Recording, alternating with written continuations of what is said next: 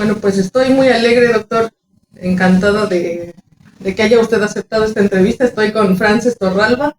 Tiene usted 5 doctorados en filosofía, en teología, en pedagogía, en historia, arqueología y artes cristianas. Y en psicología, el último. ¿En psicología? ¿Es ciencias de la salud? Bueno, sí, ciencias de la salud, pero área psicología, en efecto. Pues son múltiples áreas del conocimiento, doctor, es muy interesante. Es usted también escritor, muy prolífico. Sí, señora. Y hay una propuesta que usted escribe para los profesores, para los maestros, que se llama Pedagogía del Sentido. ¿Qué es educar en el sentido? A ver, educar en el sentido es una propuesta que tiene que ver con un objetivo, que es conseguir que el educando se interrogue por el sentido de su existencia, por el propósito, la razón por la cual está aquí, qué es lo que va a colmar sus expectativas, qué es lo que le va a llenar. Antes lo diríamos de otra forma, como un discernimiento de la propia misión, de la propia vocación, y eso creo que está muy ausente en los procesos educativos formales habituales. Le transmitimos conocimientos, les ayudamos a determinadas destrezas y habilidades, eso que llamamos competencias, pero me parece que la clave es despertar esa pregunta. ¿Qué vas a hacer con tu existencia, con tu tiempo, con tu talento, con los dones que has recibido durante este periodo de vida en el que vas a vivir? Que no sabes cómo de largo, de corto va a ser. Y yo creo que esta pregunta está muy ausente, la pregunta por el fin, por el propósito, por el objetivo, y cada vez nos interesan más los procedimientos, nos interesan más los contenidos, pero el para qué estoy en el mundo me parece que es una cuestión clave y determinante, y especialmente en personas que están al principio de su desarrollo vital, y que esta pregunta tiene lógica en aquel momento, ¿no? Los 14, 15, 16 años. Sí, incluso desde más pequeños, ¿no? Sí, incluso desde más pequeños, porque el niño es un pequeño filósofo, como un pequeño metafísico, que se hace preguntas cuando contempla la realidad. Y a veces sus padres no saben qué responder, ¿no? Y sus maestros tampoco. Pero el niño, la niña, es ya un pequeño filósofo en estado bruto que hay que pulir y que esa pregunta aflore y naturalmente que vaya indagando respuestas. Estas preguntas no tienen solo una respuesta, sino lo que hay es una multiplicidad de caminos, de hermenéuticas, de propuestas, pero tiene que estar esa pregunta en el proceso educativo para que él vaya analizando qué se siente llamado a hacer en este mundo. Sí, en el libro también usted menciona que como maestros podemos ir desarrollando, por ejemplo, cosas que a veces dejamos de lado: el silencio, el aprecio por las artes, por diferentes tipos de arte, por la música, por las artes en general. Pero algo también que me llama mucho la atención es esta hermenéutica o interpretación de los símbolos, Sí. la mística y la búsqueda de la misión. Entonces me surge una duda. ¿La pedagogía del sentido está enlazada a la espiritualidad? Yo creo que sí. Lo que pasa es que hay formas de dar sentido a la vida que son de carácter laico y formas de dar sentido a la vida que son de carácter religioso. Una persona puede decir, bueno, pues el sentido de mi vida es la lucha por la justicia social, o es la lucha por la paz en el mundo, o es extirpar la violencia de género. Y son narrativas de sentido muy nobles, muy necesarias, muy valientes, muy audaces, pero no tienen una connotación religiosa. Tienen que ver con un propósito difícil, necesario, muy noble, pero que no tiene que ver con un objetivo, una propuesta de tipo religioso. Y en cambio otro puede decir, hombre, pues el sentido de vida es Buda, es Cristo, es vivir conforme las enseñanzas de Mahoma, ¿no?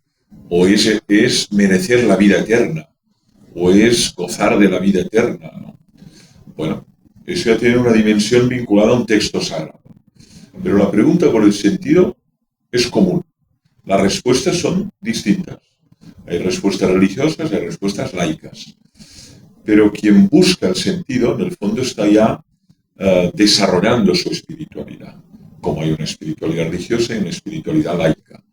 Y yo creo que esto es clave en todo ser humano, porque tenemos esta dimensión, somos seres metafísicos, somos seres existenciales, filosóficos, y no solo vivimos mecánicamente pues para comer, dormir, reproducirnos, sino que nos detenemos y nos hacemos preguntas. Bueno, yo me tengo que reproducir, ¿para qué? Yo tengo que trabajar en este lugar, ¿por qué? ¿Con qué fin? ¿No? En el fondo tenemos que pensar dónde entregamos nuestro talento, dónde entregamos nuestra energía vital durante este tiempo de existencia que estamos en el mundo. Sí, porque hay un libro también muy interesante, pequeñito, que se llama Espiritualidad, y usted hace una precisión importante, que no hay que confundir, digamos, la espiritualidad con la religiosidad, porque puede que un agnóstico tenga una vida espiritual profunda, ¿no? Sí, hay una tendencia a identificarlo, y a los filósofos nos gusta la precisión conceptual, nos gusta delimitar bien los conceptos para no meterlo todo en el mismo saco. Y en efecto, una cosa es la dimensión espiritual del ser humano, que es común, todo ser humano tiene esta dimensión, o esa inteligencia espiritual, yo la denomino, algunos más desarrollada, otros menos, unos más trabajada, otros menos, pero todo ser humano tiene la capacidad de interrogarse por el sentido de su existencia. Y luego hay otras dimensiones, está la religiosidad, que tiene que ver con una religación con lo que llamamos Dios, la divinidad, en el fondo lo sagrado.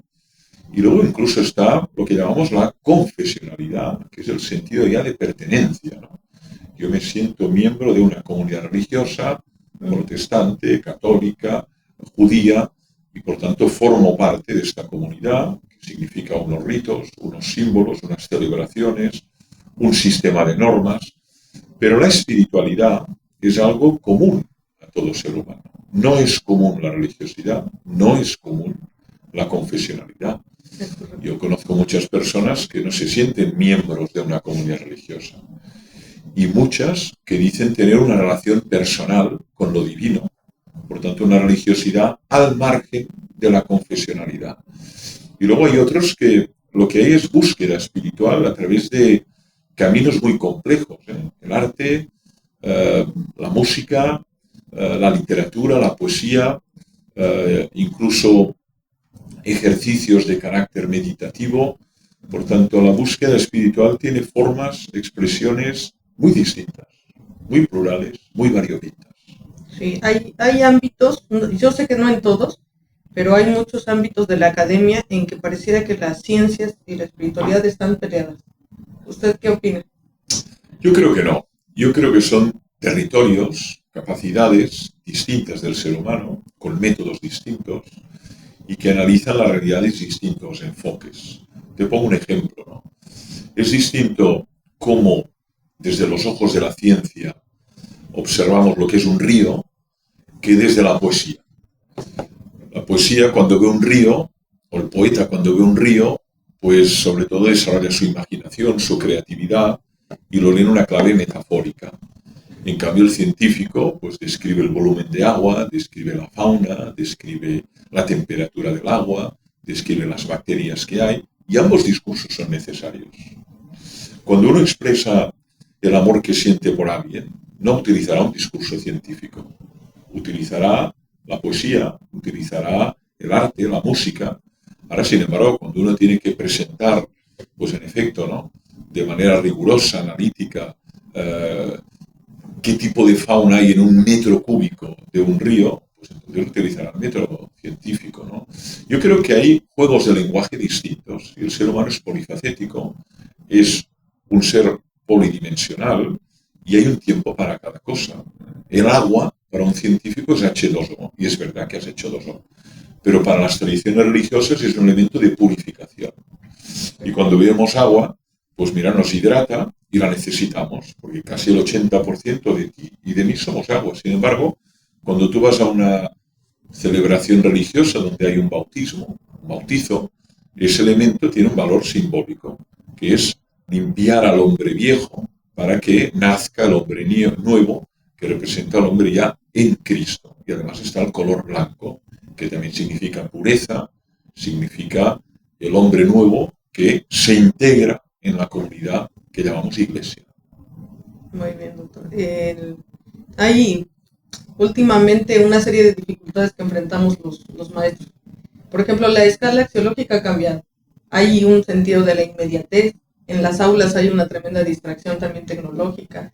Es decir, hay muchas cosas allí. ¿Cómo podemos hacer para no perder el entusiasmo y caer en el desencanto que a veces pasa? Es la gran lucha, ¿eh? Yo escribí hace ya muchos años un texto con este título, Pasión por Educar, porque creo que en efecto tenemos un ejército de desencantados entre los docentes, un ejército de desanimados, quemados, les llamamos aquí en España el fenómeno de burning out, ¿no? Quemados, y un profesor sin esperanza, sin ilusión, sin deseo de comunicar esto, ¿no? Fuerza vital, energía a los alumnos, no puede ser un buen profesor. Tiene que comunicar esperanza, tiene que comunicar a los alumnos sobre todo ilusión. Entonces, claro, ¿cómo combatimos ese desánimo? Por otro lado, es lógico que haya desánimo. Hay muchos obstáculos, hay muchas dificultades. Tenemos dificultades de todo tipo. Y por lo tanto es un combate difícil. Es como David contra Goliat, ¿eh? Es como una voz que clama en el desierto, ¿no? Aquello que dice San Juan Bautista, ¿no? Ego sum vox clamantis in deserto, ¿no? Soy una voz que clama en el desierto, aquí nadie me escucha, los alumnos están ausentes, los padres son paternalistas, la administración no me da los recursos suficientes, las redes sociales son una trinchera de groserías y de palabrotas y de malos hábitos. Estoy solo frente al mundo, ¿no? Y tiene razón la maestra, tiene razón. Entonces, ¿cómo cambiar la dirección? ¿Cómo cambiar el sentido? Yo creo que es fundamental dos elementos aquí. Primero, comunidad.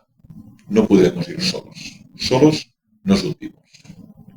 Yo he visto muchos profesores hundirse, pero hundirse. Dice, yo no quiero salir más en el aula. Esto no hay quien lo aguante. Es una lucha contra el teléfono, es una lucha contra la publicidad, es una lucha contra 1000 factores. Sentido de comunidad. Comunidad de ayuda. Comunidad que comparte dificultades, que lloramos juntos, nos ayudamos juntos, nos transmitimos buenas estrategias juntos y también fracasos para no repetirlos. Falta esto, ¿eh? Falta comunidad. Lo que hay es un conjunto de átomos, ¿no?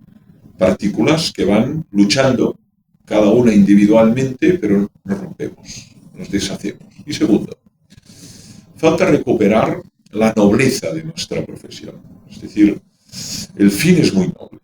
Hay dificultades, sí, pero el fin es muy noble. Y cuando el fin es noble y te das cuenta que no es un modo de tirar tu vida a la basura, sino un modo de darle valor y dignidad, y que es una vida fecunda, eso naturalmente es estimulante, esto te compensa. Lo que pasa es que a veces hay gratitud y a veces no, ya lo sabemos. Yo tengo una edad que me encuentro exalumnos hasta en la sopa. O sea, estoy comiéndome una sopa y dice, fíjate, un exalumno quiere... No te lo digo verdad, me encuentro exalumnos en el aeropuerto de Buenos Aires, en el aeropuerto de Bogotá, en el aeropuerto de Madrid, en el aeropuerto de Roma, en el aeropuerto de París. Exalumnos en todos los sitios. Ahora son 32 años. Y cada año puedo tener 300 alumnos, multiplica, ¿no? Bien.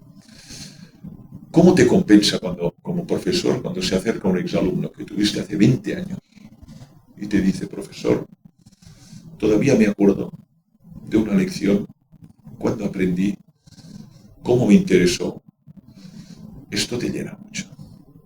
Aunque haya sido de todo un grupo, uno. Esto te llena mucho. Entonces, es verdad, hay obstáculos. Falta comunidad y falta recuperar la nobleza de nuestro oficio. Muy bien. Y en este sentido de comunidad, justamente, creo que también, eso es una cosa que a mí me ha pasado, ¿eh? A los papás.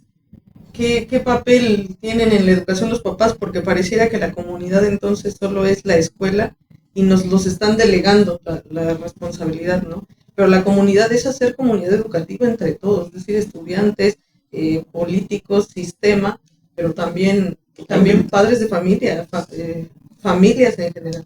Yo tengo la suerte de impartir una conferencia casi cada semana a una comunidad de padres y madres vinculada a una escuela. En Cataluña, en España, sobre todo. Y por lo tanto, en efecto, te encuentras con padres y con madres, papás y mamás, que muchas veces no saben cómo hacerlo. No tienen las herramientas, no tienen los conocimientos, no tienen el tiempo, no tienen las habilidades y sienten una enorme perplejidad, desazón, porque además no dominan las tecnologías, no saben qué está consumiendo digitalmente su hija, su hijo, si están metidos en una página de pornografía, si están metidos en una página sectaria, en un grupo destructivo, si están consumiendo, qué sé yo, juegos y acaban enganchados en ese tipo de juegos y se convierten en ludópatas. Por lo tanto, cuidado, ¿eh? Los padres y las madres están mayormente preocupados. Otros no. Otros han delegado la escuela, han abandonado, han dimitido. Yo no me dedico a educar, estoy trabajando y hago mucho, no tengo tiempo, me voy a las 7 de la mañana de mi casa y llego a las 10 de la noche y mi hijo no tengo ni tiempo, ni tengo ya fuerza para poder educarlo. Entonces hay delegación.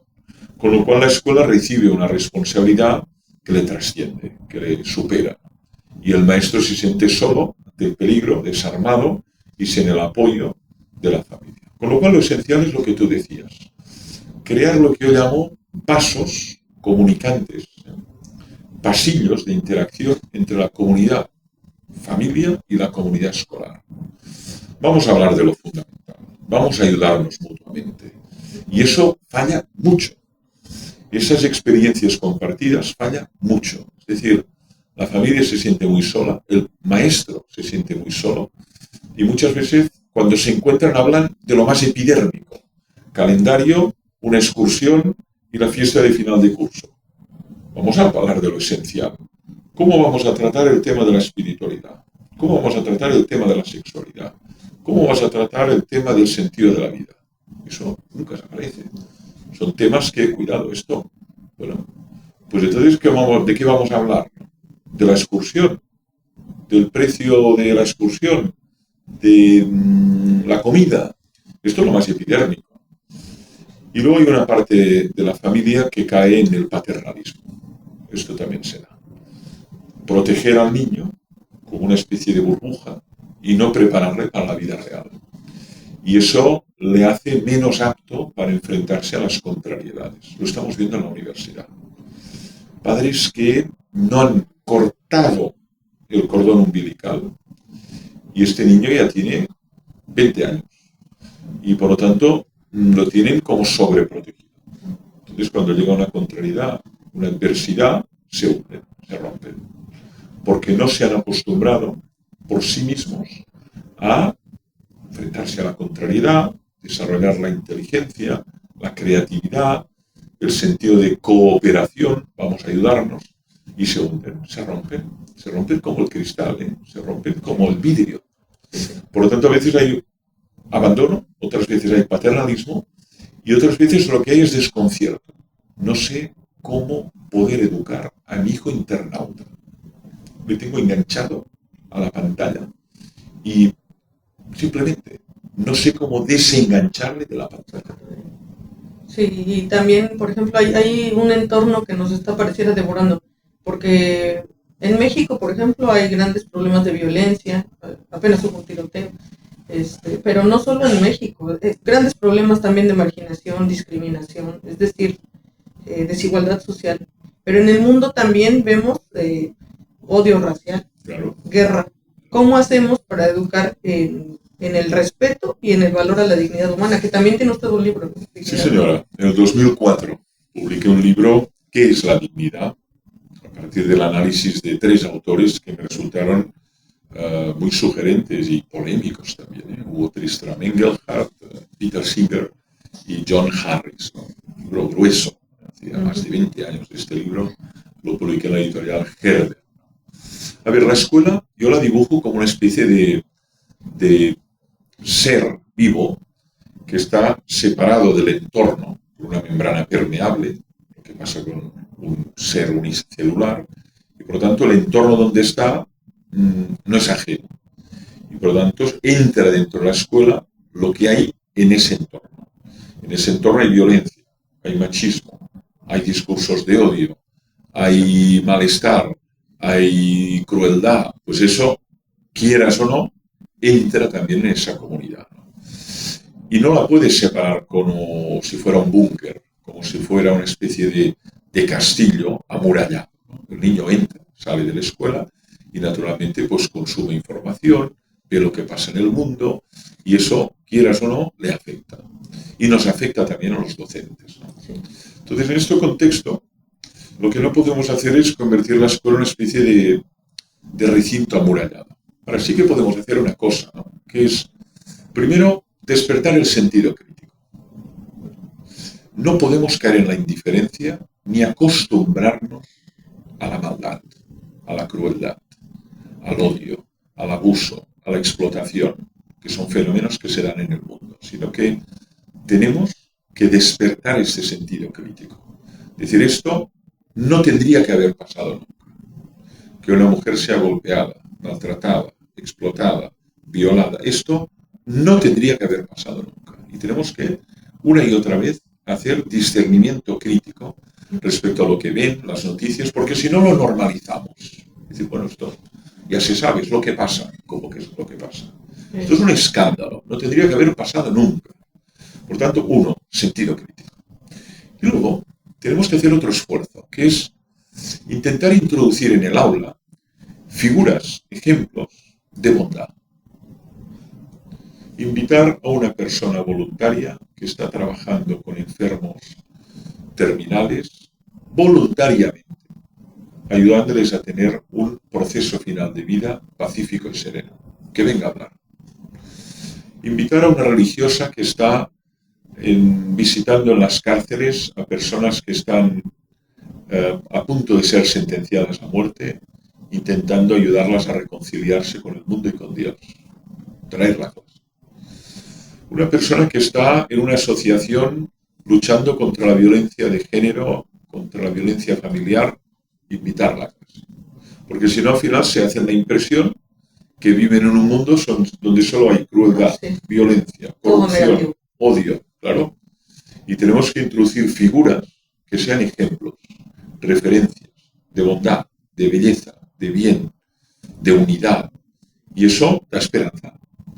Y muchas veces estas figuras son invisibles. No existen, no aparecen en la prensa, no aparecen en las redes sociales.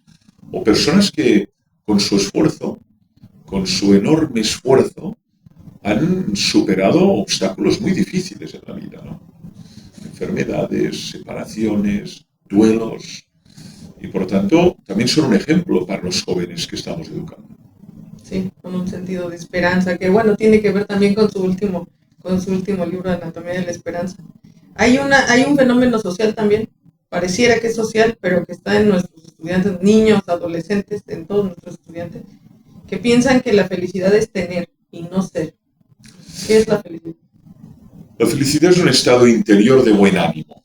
Es la definición que dio Aristóteles de Ética Nicómaco. Yo creo que es insuperable. Eudaimonía, que es una palabra de muy difícil traducción, pero que es preciosa en griego, ¿no? La palabra compuesta, ¿no? Eu es bueno, es un prefijo que utilizamos mucho en muchas palabras, eulalia, eutanasia, eugenia, bueno.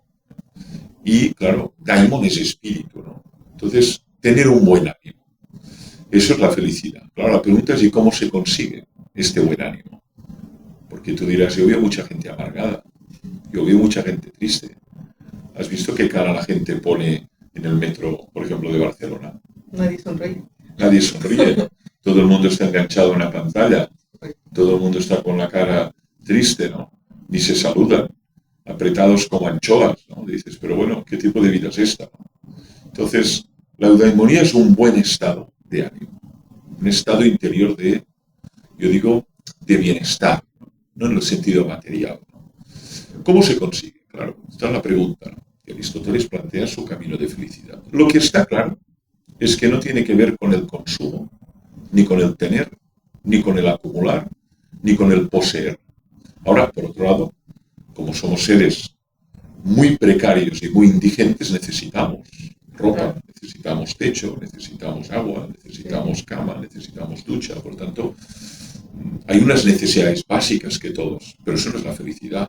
Esto es resolver necesidades básicas, ¿no? Y tener mucho no significa ser feliz. Entonces tiene que ver, en efecto, con un propósito de vida que tenga sentido, que tenga nobleza. Tiene que ver con vínculos de calidad. Poder tener amigos, amigas, relaciones de calidad. No se trata de tener muchos vínculos, sino pocos y de calidad. Y tiene que ver también con esos mínimos de seguridad material, ¿no? O sea, ser feliz cuando no sabes si te van a expulsar de la casa o de la vivienda porque no puedes pagar. Sí, claro. O no sabes si tendrás trabajo de aquí 2 semanas. O no sabes si va a caer una bomba aquí, en este despacho, mientras estamos hablando. Caramba. Como la pirámide de Maslow. Primero la seguridad. Hay una pirámide que Abraham Maslow la expresó muy bien, la hemos estudiado y la hemos explicado, ¿no? Y en efecto uno se plantea resolver sus necesidades de índole espiritual cuando ya sabe dónde dormirá, ya sabe qué comerá, no tiene frío, no tiene sed y no tiene dolor de muelas. Si tienes esto, te aseguro que no estás para otras cosas. Doctor, un poquito pasando a conocer a Frances Torralba. ¿Cuántos idiomas habla usted? 5. 5 bien, leo más, leo 7, pero 5. ¿Y cuál es su libro favorito? ¿De los que he escrito yo o de los que he leído habitualmente? De los que lee. A ver, es difícil, ¿eh? El que para mí es una fuente de inspiración y de bálsamo, y que voy cuando he vivido situaciones de gran desesperación, es la Biblia. Y dentro de la Biblia, pues el libro de Job, el Eclesiastés y, por supuesto, los Salmos y el Nuevo Testamento. Por tanto, también en la Biblia soy selectivo, pero para mí es el texto que cuando vivo situaciones, o he vivido situaciones de enorme desconsolación o desconsuelo, me ha resultado inspirador, bálsamo, me ha sostenido. Yo creo que hay textos que te sostienen. La palabra que me sostiene. Estás al corriente de todo lo que he escrito. Estás al corriente de todo lo que he escrito. Sí, en efecto. En la palabra que me sostiene, allí expreso esos textos que a mí me han resultado me han resultado edificantes y me han resultado como una red. Cuando tú caes al vacío, dices, ahora me voy a dar un tortazo enorme, ¿no? Y si hay una red que te sostiene, pues para mí ha sido esto. Algunos fragmentos, algunos textos de la Biblia, que al leerlos, releerlos y meditarlos dices, bueno, si esto es verdad, hay motivos para la esperanza. Hay motivos. ¿Cómo escribe, doctor? ¿Cuál es su método? Porque es un autor muy prolífico. Tiene más de 200 artículos publicados, más de 100 libros. Sí. A ver, escribo primero siempre que puedo. Es decir, busco los intersticios. No tengo una planificación, aquello matemática, es decir, de 7 de la mañana a 10 de la mañana. No, porque hay docencia, hay reuniones. Sí que es verdad que busco los intersticios. Y luego, sobre todo, una vez me he documentado bien del tema que quiero estudiar, yo escribo ensayo, básicamente. No he manejado y soy capaz de construir una novela, una narración. Cuento he hecho alguno, poesía hice, pero sobre todo es ensayo, artículo filosófico y tratado, ¿no? Pero donde me encuentro especialmente cómodo es en el ensayo, ¿eh? Por tanto, la escritura sobre un tema que vas explorando, yo digo helicoidalmente, ¿no? Con la idea de profundizar una y otra vez lo que es la amistad, lo que es el amor, lo que es la dignidad, lo que es la inteligencia espiritual o lo que es la esperanza, ¿eh? Entonces, primero documentación. ¿Qué se ha escrito sobre la esperanza? Claro, aquí uno se encuentra con un océano. Bueno, pues hay que estudiarlo, hay que explorarlo. Sobre todo lo que tengo de más acceso con las lenguas que domino. Claro, hay lenguas Dice, bueno, igual pues hay un coreano que acaba de escribir un libro sobre las que no sea Byung-Chul Han, porque este le leemos y es muy traducido, pero podría haber uno que diga, es que ha escrito un libro, ya, pero no puedo acceder a él. Nos ayuda mucho la tecnología, esto no lo teníamos antes. El Google Translator o la inteligencia artificial nos puede ayudar a decir, este libro merece la pena traducirlo, ¿no? Sí. Una vez has hecho la documentación y has retenido lo más valioso, entonces te planteas si puedes aportar algo, o puedes decir algo distinto, o puedes introducir alguna novedad, matiz, ¿no? Y generalmente sí, dices, bueno, se ha escrito esto, y esto que se ha escrito es valioso. Sin embargo, yo creo que se puede todavía modestamente ahondar más, dar una vuelta más en esa hélice, ¿no? Y entonces sí, es cuando empiezo a escribir, sobre todo más tiempo en verano. En verano dispongo de más tiempo al no tener docencia, Navidades, Semana Santa, fines de semana, pero toda la tarea previa de documentación sí que la puedo hacer durante el año académico, accediendo a bibliotecas, y esto me ayuda mucho a situar el tema y ver si puedo aportar algo nuevo en ese tema. Por ejemplo, aquí tienes un libro que es La Serenidad, ¿no? Este librito, que es pequeño, pues la construcción es así, ¿eh? Primero digo, bueno, ¿qué se ha escrito sobre la serenidad? Pues sí, hay algunos textos.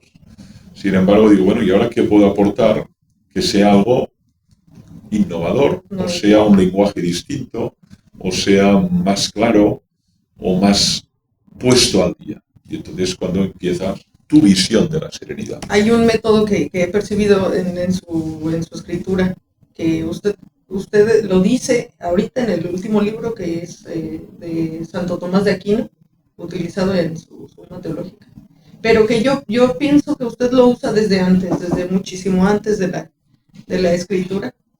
En todos sus libros contrapone ideas, es decir, no se casa, decimos en México, con una sola idea, sino que quiere profundizar en el contra, en la postura en contra.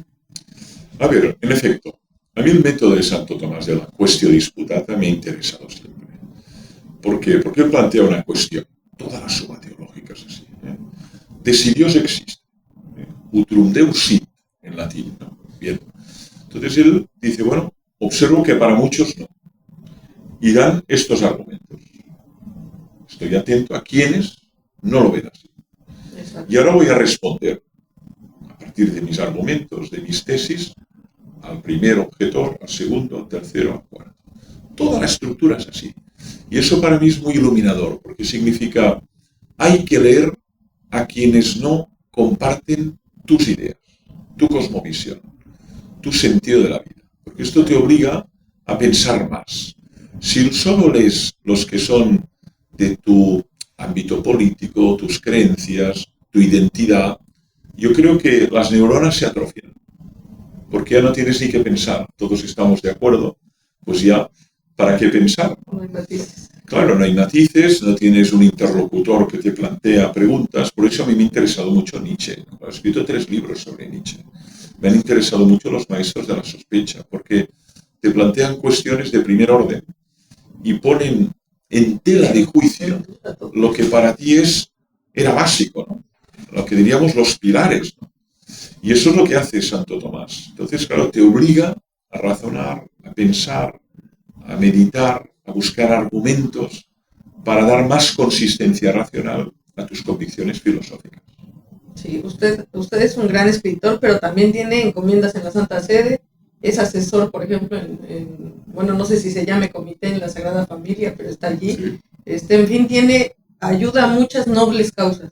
Pero de entre todas las actividades que usted hace, ¿cuál es la vocación, la mayor vocación que usted tiene? Porque también es esposo y padre de familia. Señora, a ver, la mayor vocación es enseñar. Yo me defino como un profesor que escribe, no como un escritor que enseña.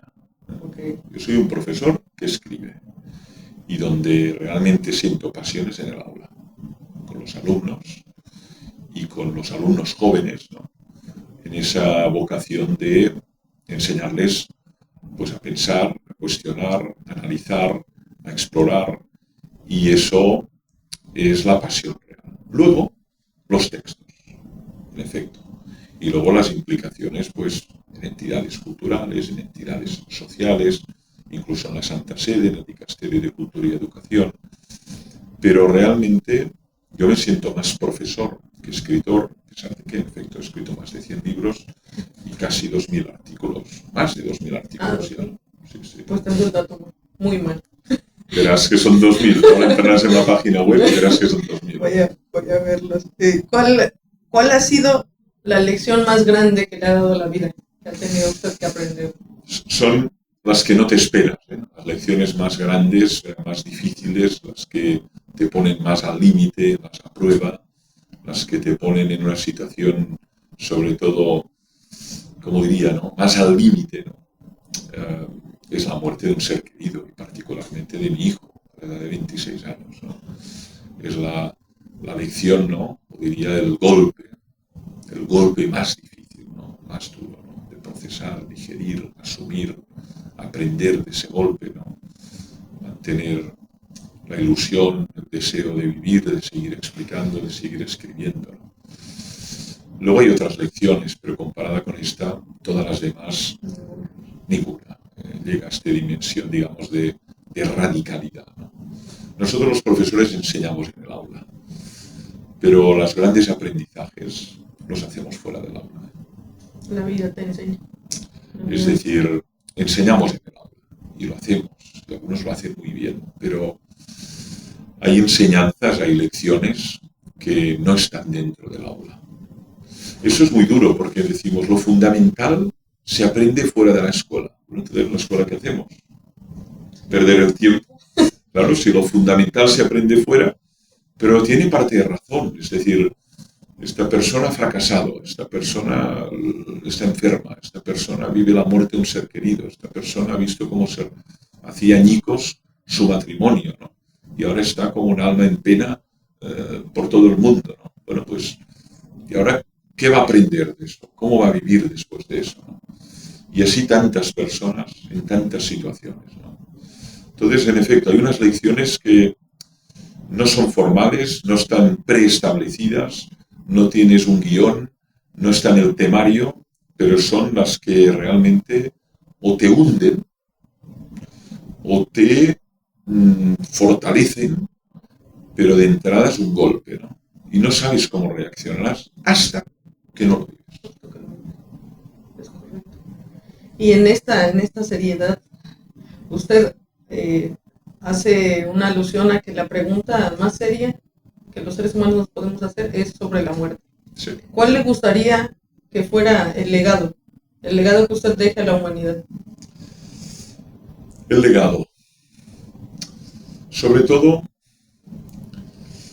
enseñar a pensar, enseñar a cuestionar, interrogarse por el sentido de la vida y ayudar a las personas a buscar un sentido noble, que tiene que ver con la belleza, con el bien, con la unidad, que tiene que ver con, naturalmente, la generación de bien para los demás. Eso para mí sería el legado, ya sea a través de lecciones orales, ya sea a través de textos escritos, pero que de algún modo mi acción en el mundo ayudara a algunas personas a discernir el valor que tiene el tiempo, cómo de efímera es la vida y cómo de necesario es emplearla para que sea fecunda, útil y sea provechosa para los demás. Es decir, que al morir no te avergüences de haber vivido y de haber malgastado tu tiempo en estupideces, que eso también pasa. Y además la vida es irreversible, no puedes volver a empezar. Por lo tanto, es serio esto. No tengo el don de la reversibilidad. Ahora quiero volver a los 10 años. No, perdone, usted tiene 58. Por lo tanto, ya no tiene opción. De ahí la importancia que tiene, ¿no? Poder discernir bien a qué voy a entregar mi talento, mi energía vital, que no sé cuánto tiempo voy a tener, para un fin que merezca la pena. Yo quiero ayudar a las personas a pensar esto. A reflexionar más sobre eso. Y es una pregunta que hace en cada clase, ¿no? A todos sus estudiantes. Aparece siempre, aparece en algún momento u otro, ¿no? Yo creo que la filosofía es la indagación del sentido. Recuerda la definición de Albert Camus el mito de Sísifo, ¿no? Que es para mí una definición de filosofía muy transgresora, muy disruptiva, muy, muy contracultural, ¿no? Filosofar es responder a la pregunta, ¿por qué no tengo que suicidarme? Caramba. Es decir, es buscar un sentido a la vida. Los franceses le llaman une quête du sens, una búsqueda de sentido. Esto es la filosofía. Por tanto, si yo me dedico a enseñar filosofía, si esta es mi pasión desde los 21 años, yo creo que esta es mi misión. Introducir esta pregunta y, sobre todo, de algún modo, poder combatir ese demonio, ¿no?, de la autodestrucción, del suicidio, del autoabandono, que, por otro lado, está ganando mucho terreno este demonio. Sí. La principal causa de muerte, entre 15 y casi 40 años, ¿no? Por lo tanto, no es baladí esta pregunta, Filosofar es preguntarse, ¿por qué no tengo que suicidarme? Dame un motivo. Porque tengo muchos para suicidarme. Por lo tanto, a ver si me das alguno y que tenga valor. Porque muchos abandonan, dimiten y acaban en el nihilismo práctico. Es correcto. Tiene usted toda la razón. Esa pregunta usted la hace a sus estudiantes.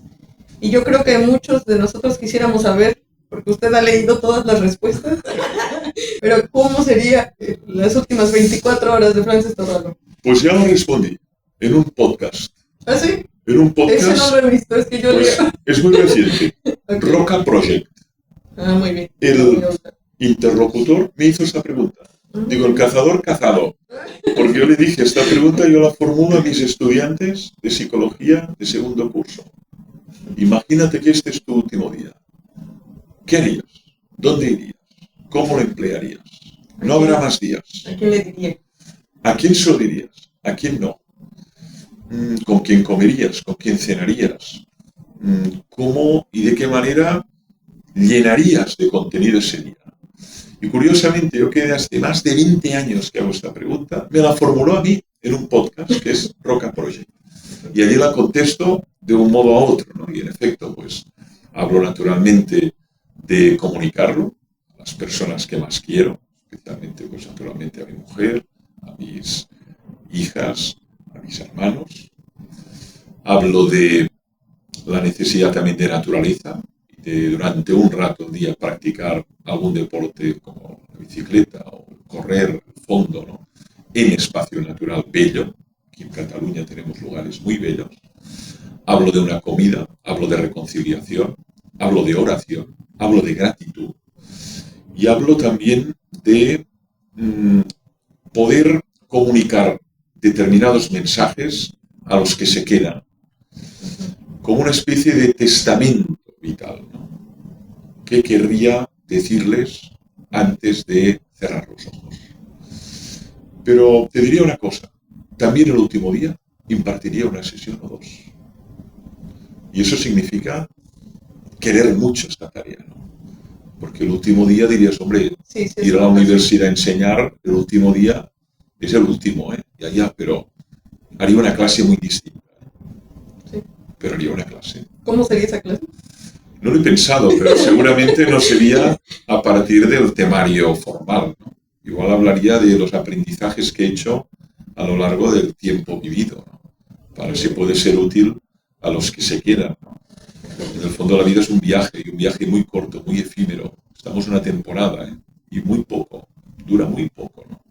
Yo ya he conocido muchas personas que se han ido, profesores, intelectuales, amigos, algunos más jóvenes que yo, ¿no? Y digo, bueno, yo de momento estoy por aquí, pero ¿cuánto tiempo? No tengo ni idea, ¿no? Por lo tanto, sí que dejaría unos mensajes escritos a personas concretas, pediría perdón por algunos errores, pediría perdón por algunas malas acciones que he hecho, también pediría perdón a Dios y esperaría su reconciliación, y finalmente, pues, me despediría de las personas que quiero y con gratitud por todo el amor y el afecto que me han dado. Gracias, doctor.